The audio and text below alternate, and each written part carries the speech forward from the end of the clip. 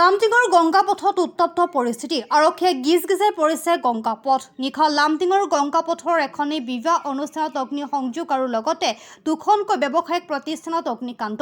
গংগাপথেৰে নিবাসী শিৱা দেই নিশা পোনপ্ৰথমে ব্যৱসায়িক প্ৰতিষ্ঠানত চুৰি কৰি অগ্নিসংযোগ কৰাৰ লগতে বিবাহ অনুষ্ঠানত প্ৰৱেশ কৰি দুটাকৈ মোবাইল ফোন চুৰি কৰি বিবাহ অনুষ্ঠানতো অগ্নিসংযোগ কৰাৰ গুৰুতৰ অভিযোগ উত্থাপন হৈছে।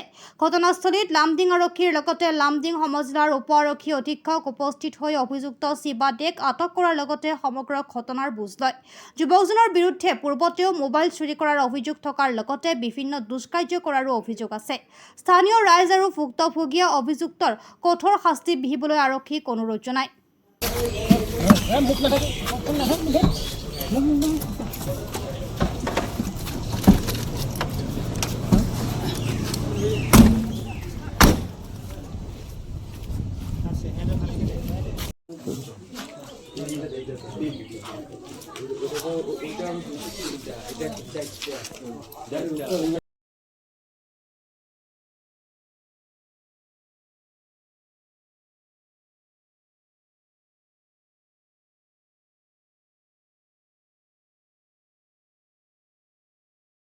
যোৱাকালি নিশা ঘৰৰ ভিতৰত মানে আমাৰ ঘৰৰ ওচৰত দোকান আছে, দোকানত পইচা লৈছিলে। সি প্ৰথমে তাত কেছ আছিলে, সি দৰ্জা ভাঙি সোমাইছে, সোমাই পেলাই পইচা লৈছে। পইচা লৈ পেলাই সি বাহিৰত ওলাই জুই জ্বলাই দিছে।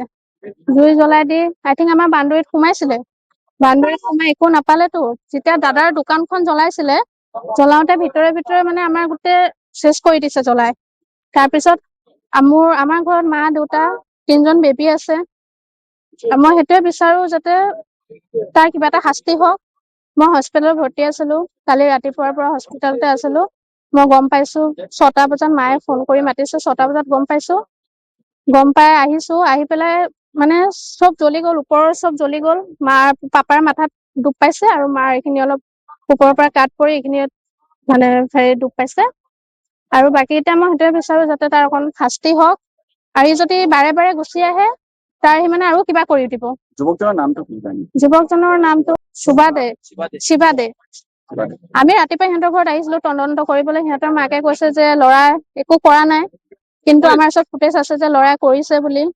এতিয়া আমি বিচাৰো তাৰ যাতে কিবা হওক, আৰু মোৰ ল'ৰা ছোৱালীৰ ওপৰত সি মাৰ্ডাৰ কেছটো হওক। সি মাৰিব বিচাৰিছিলে মোৰ ল'ৰা ছোৱালীক।